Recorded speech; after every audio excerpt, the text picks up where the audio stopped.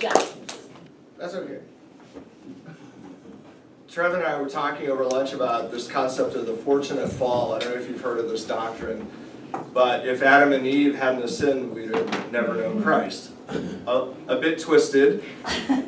Not sure how that would work, but I think it's true in our lives that if we had not had adversity, we would have never known the skills that we gained and the confidence and other things that have come out of that. And I really appreciate Trevor and his speech, especially an icebreaker, being so open about such a pivotal point in his life.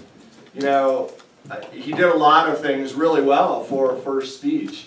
You had an introduction, which I coached you on. You didn't have a title, which I utterly failed to tell you that you should have let the Toastmaster know.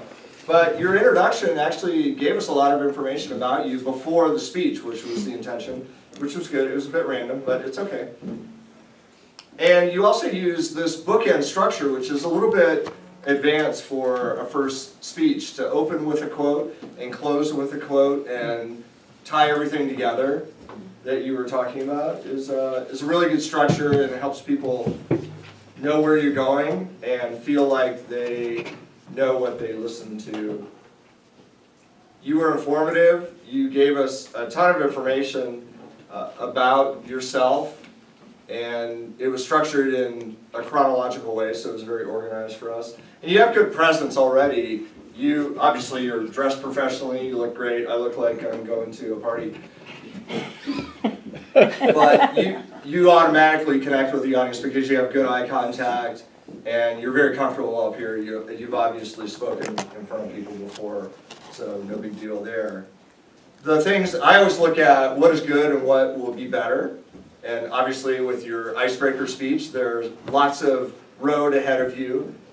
Big confident communicator manual that will take you through lots of different steps. You'll get to know the little details. For instance, I noticed you had notes, and you held them in your hand the whole time as if they were a security blanket that you could refer to if you needed to, but you really didn't need them. You could just let them go and let your hands be free so they're not cramping up from clutching the paper. And you'll learn about vocal variety and using different pitch and speed and pace and body language and all sorts of stuff like that. Time management obviously is very important. One of the things that will help the Toastmaster as you get more advanced in your speeches is if you're here on time and give them the confidence that you will be speaking. So, but that's okay. You were here, you did a great job in letting me know. I didn't tell anyone this, but Trevor sent me a text saying, hey, I'm running a little bit late. So if you were really nervous, I would have spoken up.